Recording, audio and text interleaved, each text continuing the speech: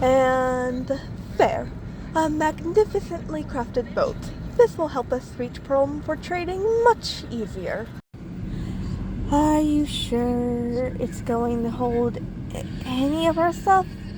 It looks ready to collapse. Well, it's no Indian Ocean trade. I'm sorry? What's an Indian? The Indian Ocean trade was a trade network in ancient Eurasia. That's the continents of Europe and Asia, by the way, connecting via sea travel in order to trade common goods such as spices, textiles, and more rare goods like ivory and gunpowder. Gunpowder is the stuff that goes boom when you light it on fire, right? Exactly. It's why you and your pyromania are not allowed near it. But she's correct. Gunpowder was originally created by ancient China, but found itself traded a lot amongst trade networks, exactly like the Indian Ocean trade. Winston, this is lovely, but this applies to us how? We can't stop him now. This applies to us plenty, actually, because we can use the same technology as they did to reach the island safer. See, sailing back then, 12,000 to 1450, by the way, was very difficult. You weren't going to be getting anywhere if you didn't understand the monsoons.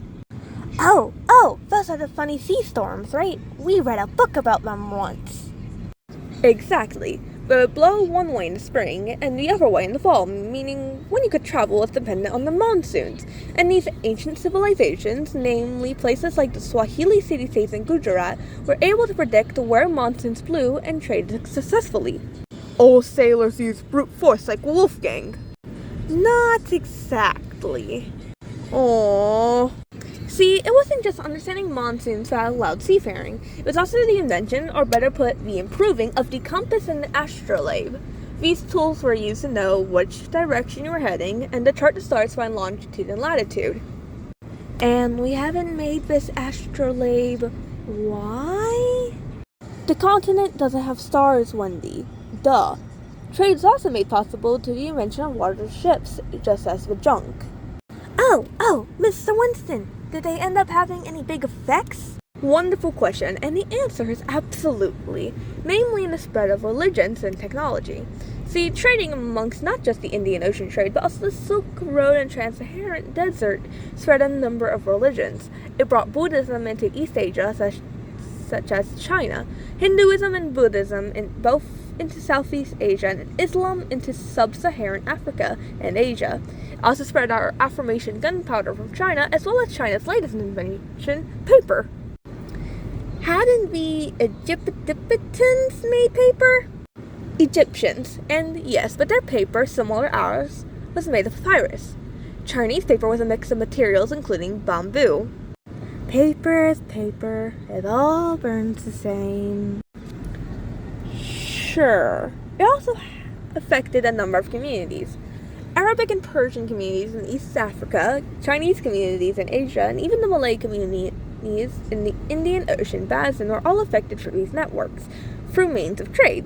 They also spread technology in a number of ways, notably the works of Zhe He, who was tasked to bring people into China's tributary system. It's also important to know the Sultanate of Malacca got his big start next to the Indian Ocean basin. Okay, so this just sounds like a big good, unlike your ship there. Well, not so much. While it's true a number of cities inclined due to trade, such as Great Zimbabwe, many places also fell because of trade. For example, Baghdad fell when Mongols invaded due to their space amongst the most important trade route in the area. I'm glad to see you're curious as well, Wes. See, the reason we even know any of this is thanks to travelers from different places. Take Butada, for example, one of the few travelers who came to these places wrote everything down, allowing us written records. Marco Polo was also one of these travelers who spread the tales of richness of Mali and other countries in Asia to Europe. Marjorie Kemp was also responsible for allowing us to know, but due to her illiteracy, she used her great memory to get people to write things down for her. Cool. So we just got an entire history lesson. And your boat sank. Dang it! Language, Wes! We could get more wood. I'll help. This is going to be a long day.